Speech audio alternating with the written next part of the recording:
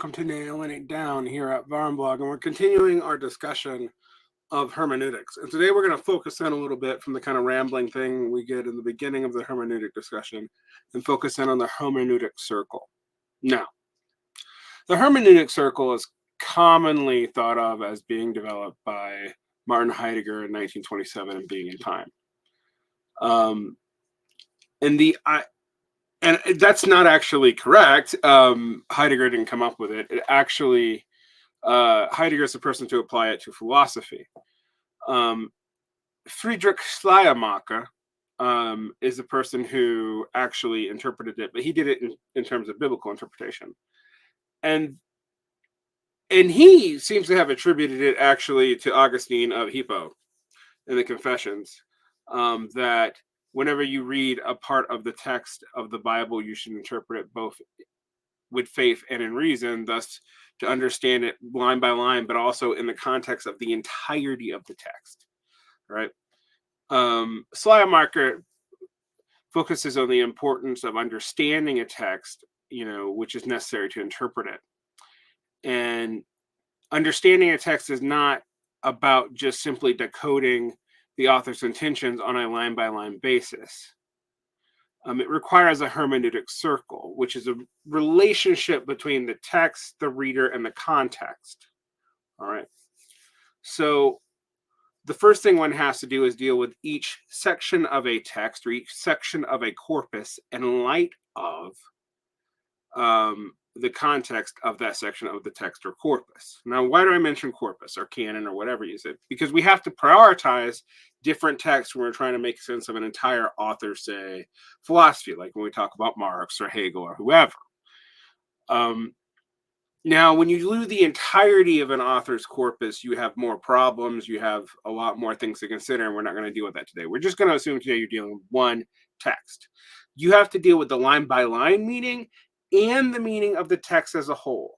And the context is part of how you build both the relationship between the text and the text as a whole. All right. And this is recursive, thus causing a circle, recursive, right?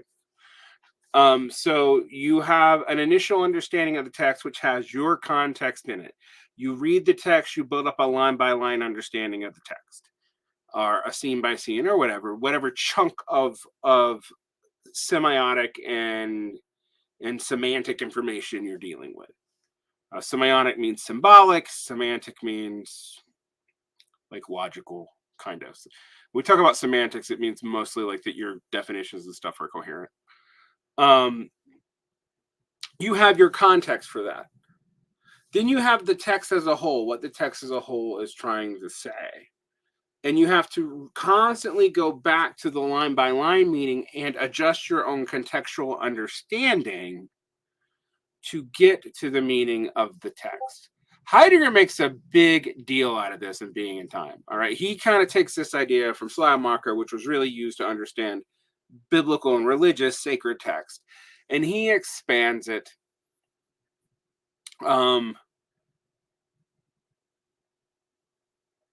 to pretty much all texts. So he kind of says, like, when you go to understand a reading, you have to understand the single word. Then you have to understand the meaning of the word against your overall meaning of the sentence. And then you have to understand your overall meaning of the sentence against the overall meaning of the paragraph.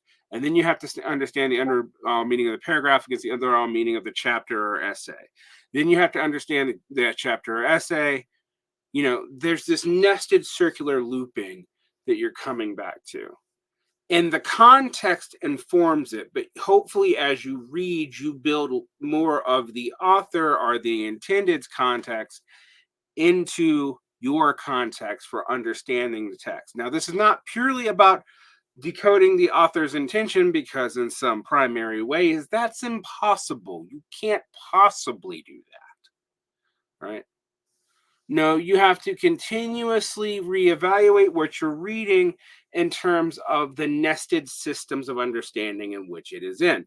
And that constantly refers to your reading to go back, to go back, to go back, which is why, for example, trying to literally translate something from one language to another on a line-by-line basis without looking at the entirety of the text and then the social context for the words used and maybe the author's idiosyncrasies, etc., is going to lead you astray about figuring out the meaning, which is why very literalistic word by word or line by line translations of things like the Bible tend not to be super cohesive by themselves. They might be useful, all right. In fact, they're very useful if you're trying to get a grasp of the language, but you really are going to need all these other texts to help you assemble that together. Now, that's clear when we're talking about translation, but it's also true when we're talking about decoding and making meanings of a text in general. All right.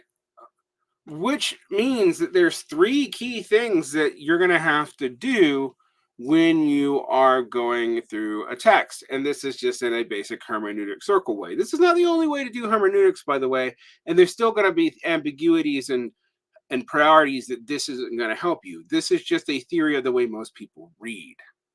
You're going to consider the context. You're going to ask yourself, what are your expectations? What are your existing beliefs? What do you know about the historical time period? What about the historical time period do you not know? How does the text fit within the corpus of that time period? How does the text fit within the corpus of the individual author? How does it relate to their other works? Did they discount it later, etc.? That's all context stuff. All right. Then you have to read the text the way I suggested. You have to go through and construct meaning word by word, line by line, paragraph by paragraph, until you have a view of the whole text, which is why rereading is often so important, because you need to update your interpretation as you have an understanding of where the whole text goes.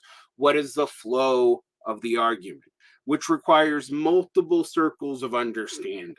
And that is what the hermeneutic circle is via Schleiermacher and Heidegger. George Hans Gadamer also works in this, and we might visit Gadamer in this series in hermeneutics, but this is the basic hermeneutic assumption. Now, you will note that there's a lot of stuff that isn't covered in this hermeneutic circle. All right. How do you prioritize different meanings of words where the context is unclear and the whole of the text does not give you a specific meaning? You got to have a way to deal with that. How do you deal with seeming contradictions with an author's other works, or even within a work itself in the context of a whole? Do you take a heuristic of charity or a heuristic of suspicion? All right. Do you assume that the author, are you trying to read it to steelman it, or are you trying to read it to see its weaknesses? One of the things I encourage people to do when they read a text, and sometimes when people do a reading group with me, they'll see me go through this process, is to first time trust the text, and second time you read it, distrust the text, just as a framework towards the text. Do not treat it with kids' gloves, bat it around, deal with it, assume that it's wrong, assume that it's trying to mislead you, assume it's faulty rhetoric. Then the other time, when just as often the time when you're first reading for understanding, try to put yourself in the mind of the text. What would it be to make this true and coherent? How would that work?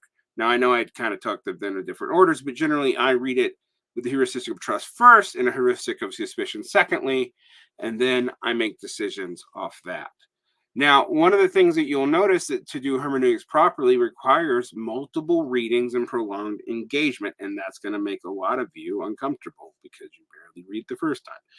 And this is something to deal with. I also, when I do, for example, the radical engagement series, I try to read the text tabula rasa, which is to minimize my contextual assumptions to make sure that I don't fix the text in reading it charitably, or become overly hostile to the text and reading it with suspicion to construct meaning.